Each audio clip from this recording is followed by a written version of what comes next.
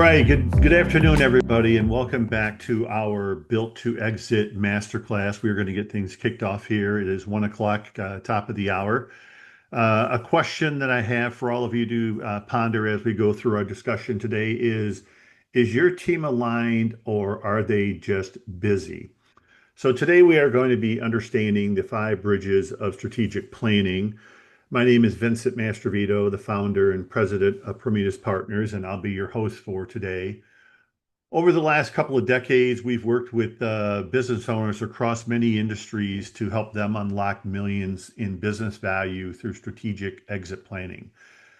And one of the things I wanted to help each of you get a kind of a little bit better clarity on is they all exited and succeeded because they had a plan or vision, and they also had really, really good leadership. Most business owners aren't where they want to be, obviously, because that's why about 20% of businesses sell, not because they lack ambition, but it's because they haven't built the right systems to help them get there. Some of the statistics tell us that 51% of small businesses struggle to grow because they haven't, excuse me, streamlined their operations or built a scalable strategies or business. So today, what we want to do is kind of walk through five essential bridges that we feel can help you connect the current business to make it more successful and give you a profitable exit whenever you are ready. These bridges are not just about selling, they're about building a business, whether you want to just build value, you want a transferable business, and aligned with your personal and financial goals. So it does cover everything that you will need, whether you're planning to transition the business to a family member, whether you're looking to, or the best strategy would be to sell to a third party, or you simply just want to increase your company's value or make it easier to run. This session will give you some of that clarity, structure, and momentum that you will need to help you move your organization forward. So if you have any questions, there is a chat button at the bottom of the Zoom invite. Feel free to ask and put your questions in there. If we get some time at the back end of the meeting, we'll be happy to answer any questions. If we do not get an opportunity to answer those questions today, we will record the answers to your questions and make sure that we get back to you, and then we'll send those out in an email to everybody. So with that said, let's go ahead and get started on why does strategy execution matter for your exit.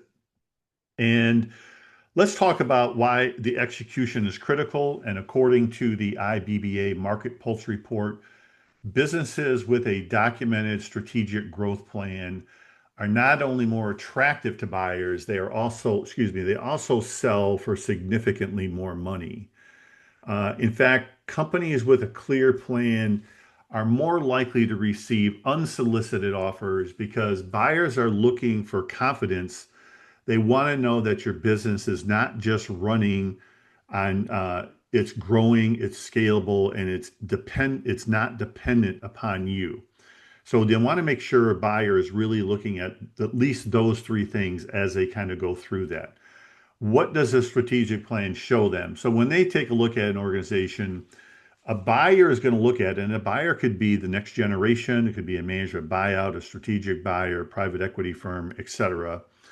A buyer is going to be looking to see, and how much thought have you given to your goals, the risks that the company has, what opportunities you have to continue to sustain and move the company forward. It tells a buyer that this business is ready for whatever is next. And that's what drives value. So when we take a look at that, let's kind of go through a couple of areas that will really help give you some more clarity. So your purpose drives value. Businesses with a clear, defined purpose outperform the market. And this isn't just about a mission statement. This is going to be about knowing what you stand for and what you won't compromise on inside of your organization. Exit visioning. So let's kind of talk a little bit about what does a successful exit look like, right? How much have you really thought about when you start thinking about your exit? Is it about maximizing the price? Do you want to preserve legacy? Do you want to make sure it stays inside your community? Do you want to ensure that employee continuity is continued? or are you just trying to free up time for other ventures that you can go out to and spend time on? It also helps to give you negotiation power. So when you're clear on your non-negotiables, let's say, like keeping the brand intact or retaining key employees, you're in a stronger position during any negotiation, no matter what the transaction looks like. And then, of course, legacy planning, like what is your why? What influences you? Why is it that you want to exit? Have you hit the wall? You just feel like there's other things driving your energy. So a buyer, or specifically a strategic buyer, may value your IP, while a family buyer may prioritize continuity. So your clarity helps you to filter through what direction and runway you should really be looking at when you get ready to exit. So if we just kind of close out this section and take a look at it, imagine if you have two owners and one says, I just want out, and the other says, I want to sell to someone who keeps my team and brand intact. Who do you think gets a better deal? The one with clarity. So you want to make sure that you have some clarity as to what you do and why you're doing it as you kind of move through the process. Let's take a little look at, say, what Prometis Partners does, who are we, and certainly why did you sign up to come to this masterclass. We certainly appreciate you being here. Prometis Partners, we do help business owners unlock the wealth that they do have tied up in their companies. We work with the ownership to ensure a smooth transition. We deliver some strategic analysis to uncover your risks and your opportunities, and then we align those with your personal and financial and business goals to create a seamless exit process for whenever it is that you want to get ready to go. We are not business brokers, M&A people, investment bankers, financial planners. We specifically come in and do the exit planning and advise you on that piece.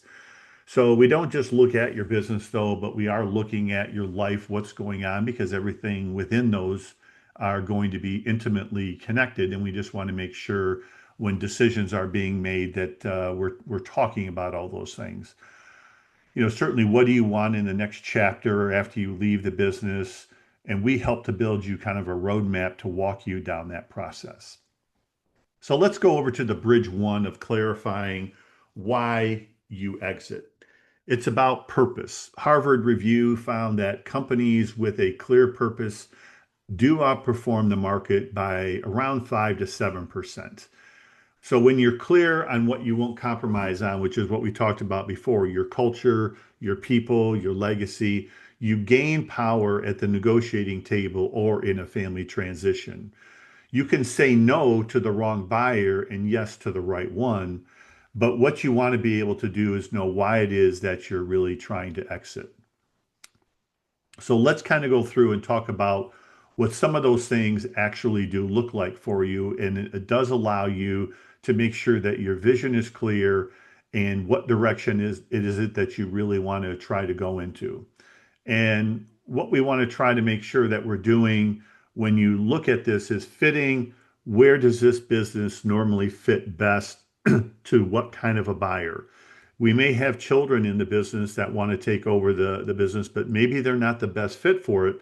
It doesn't mean that they can't be involved in the business. It doesn't even mean that they can't have ownership in it, but maybe it's better fit that somebody else run it, just depending on whatever the makeup and how your business is being structured, how large it is, and what their experience is in running those types of things, handling that kind of debt and pressure to kind of move things forward.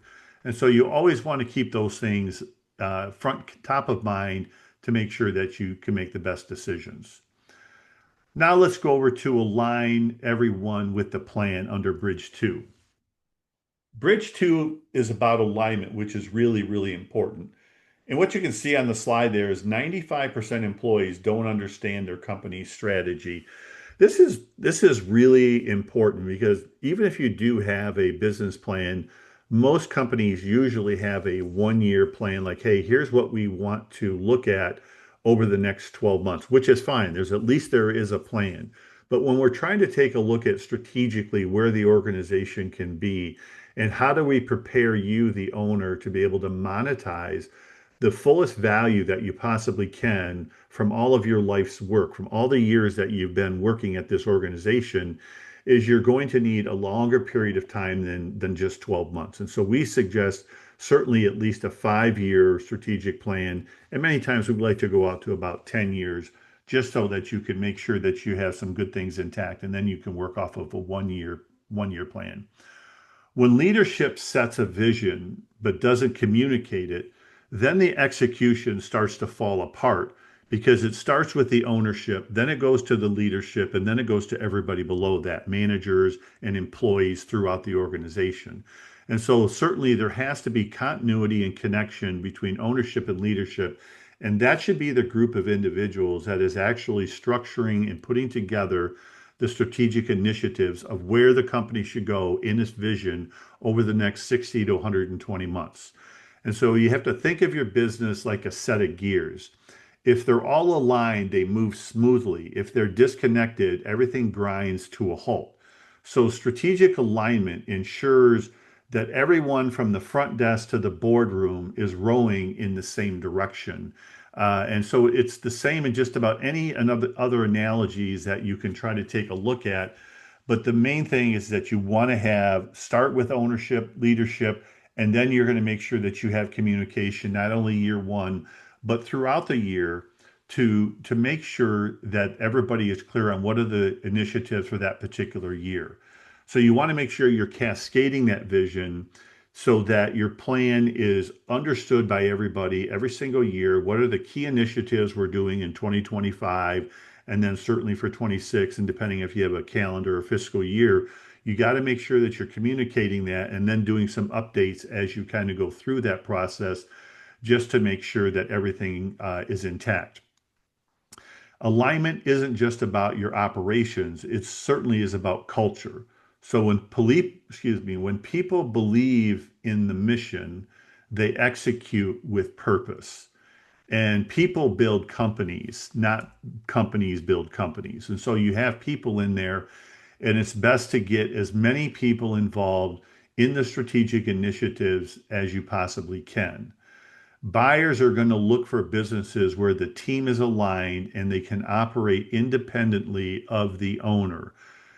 So if this is an outside transaction that you're looking at, then the more in line that your leadership team is with the culture and things are moving forward and the business really functions without you, the owner, then you have a much better chance of monetizing more of that value and it gives you a lot more leverage as you move forward. So think of the business here more like a relay race. If the baton drops between runners, then there's going to be a problem. Then between leadership and the team, momentum is lost. Alignment ensures that a smooth handoff and consistent progress continues to move on throughout the organization, no matter who's doing it. I listened to a great YouTube video this morning by Simon Sinek, and it just talks about when when leadership or managers, depending on the size of your organization, walk through the organization, are they going up to employees from time to time, no matter if it's in their department or not? And are they asking them what can they do to help them execute their role more efficiently?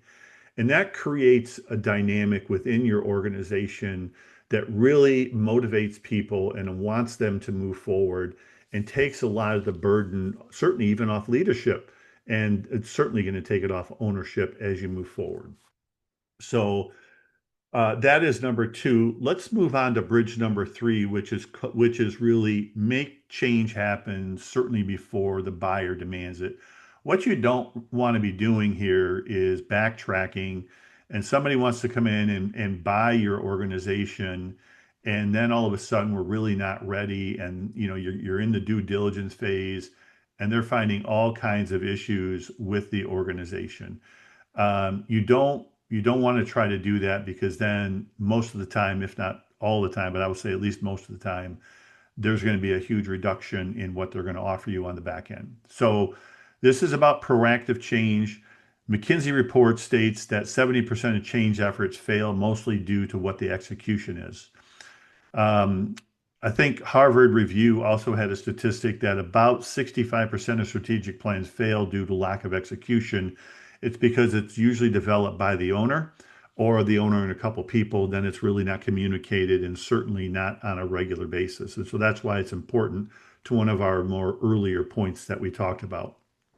So waiting until a buyer points out a weakness is usually too late. Instead, you want to lead the change now, and knowing what those changes are really going to help you to know where do we need to really work on it. And then you can address operational efficiencies wherever that might be. It could be in your strategic planning. It could be gaps in leadership and certainly educating the leadership to get better, or maybe even replacing leadership to get the right ones, right person, right seat, as they always say. It could be in things like the branding or marketing strategy. It could be the way your sales are going. It could be what are you doing to certainly get the culture aligned so that you don't have misalignments.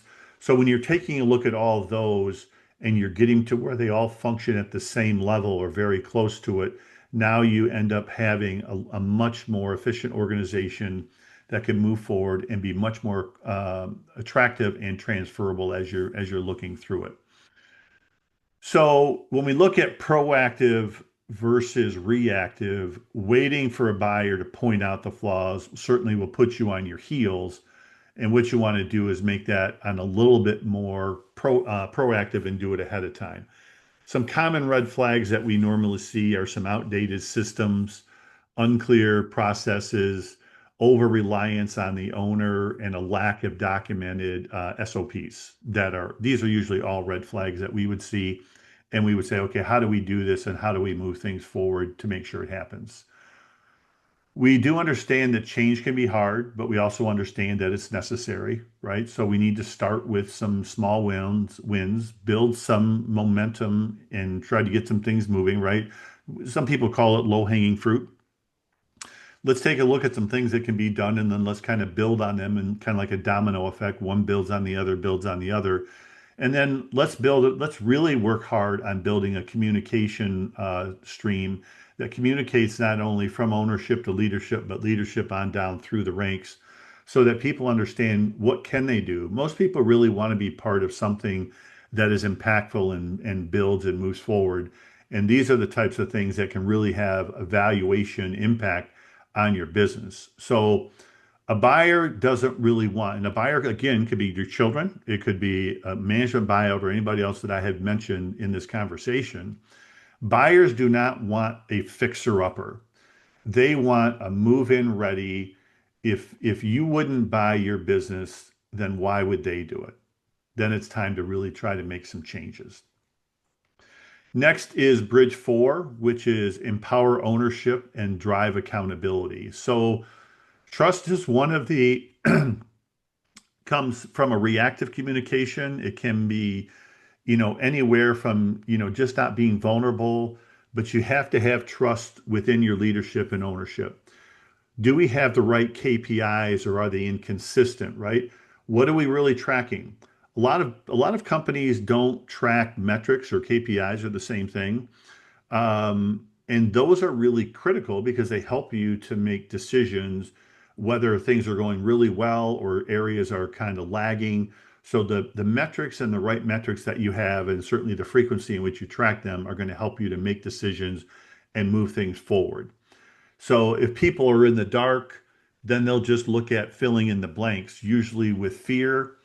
But when leadership provides a clear direction, and when KPIs are visible and tied to a goal, and then the team believes in the plan, and then your trust will grow. So if you empower your team to take ownership of the things to move things forward, make accountability part of your culture, because a confident, engaged team is usually the best asset that you can have as you move things forward, to make sure that you have the right strategy and certainly the company's in the right spot. So trust is tangible. So low trust environments are filled with fear, gossip, and disengagement. And then high trust environments are very productive, they're innovative, and they're certainly resilient. KPIs make performance more visible, They tie KPIs to strategic goals. You can celebrate wins and you can do some course correction very quickly as you kind of move through and continue to move the organization where you want it. So, certainly somebody coming in to buy your business wants to see that the leadership is distributed, not centralized in the owner, and that you empower the team to make decisions and move that organization forward to be able to do what they need to do. So focus on those to help you to move that organization forward. Certainly, culture wants to have buy-in.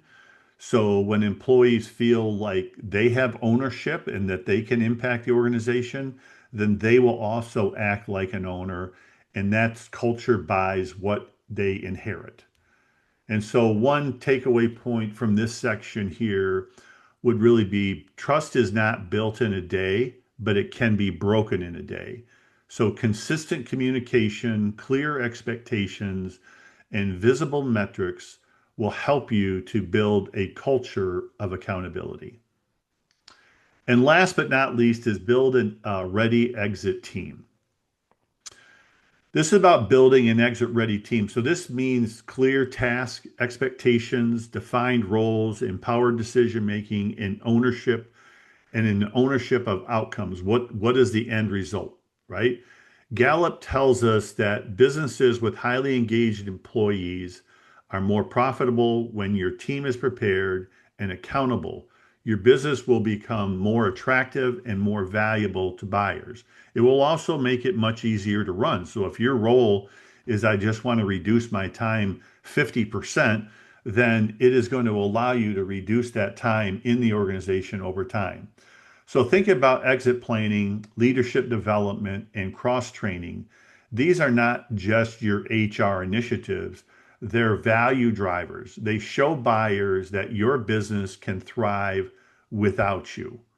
So the more that you define the roles for each person on down, the better you do responsibilities, the metrics that each one of them track, then this is going to help your organization much better as you move forward. As we can see here on the slide, businesses with highly engaged employees are 21% more profitable than the ones that are not. Succession planning, identify and develop your future leaders. If they're not going to be in-house, and sometimes that doesn't happen, depends on the size of your organization, then we know that we have to go outside, but that's okay. That's still great and successful succession planning. Cross-train people, reduce points of failure is what you need to be looking at. Who is actually going to have decision-making authority? What kind of decision-making authority do they have? Excuse me for that. Engagement equals profitability, and that's what you want to do. So an exit-ready team is like a well-oiled machine. It's going to help you to run more smoothly, even when the owner steps away. That's what buyers are going to be looking for. So hopefully this was helpful for you today, and you got some great information. Obviously, if anybody has any questions, I'd be happy to take them. So let's just wait a minute and see if we have any questions that people might want to ask, and then we'll kind of go from there. I don't see anything in the chat. Let me just double check. See if anybody has any questions in the chat room. Give it a minute there.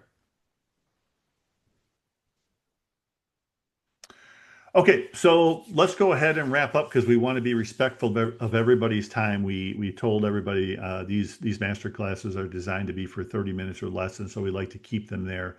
So if you're wondering how your leadership team is driving value or where you might have gaps, we suggest that you take our scorecard. You have a QR code up on the screen now. You can do that with your phone.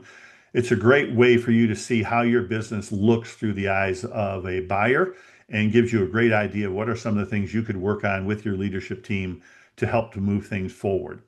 If you're ready to start building some of your bridges, then let's try to connect. And maybe we can talk about some things that would be helpful for you and your organization. And you can reach out to us and take a look at that. We want to thank you for joining today's session. Certainly, I hope that it sparked some ideas and gave you a clear path forward and helped you to get some things that might have been a little bit foggy. Our next session for our Built to Exit Masterclass is going to be on August the 14th at 1 p.m. Eastern Daylight Time. And the topic that we're going to be talking about there is your business an income generator or an asset? So that should be a great discussion that we have there. We'd love your feedback. So if you'd like to email me or whatnot, you can grab my email off of our website. And I certainly would love to hear your feedback. We will be recording this session, and so we'll be making our edits and sending those out here probably later this week. So look for an email from us on the recording. You can also pull the recording off of our website and take a look at it there at any time because we store all of these recordings there to make sure people can go back and reference them as they kind of move forward. So we appreciate you being here today, and hopefully you got something out of it, and look forward to seeing you again in August. Have a great week and enjoy your summer until then. Thanks again.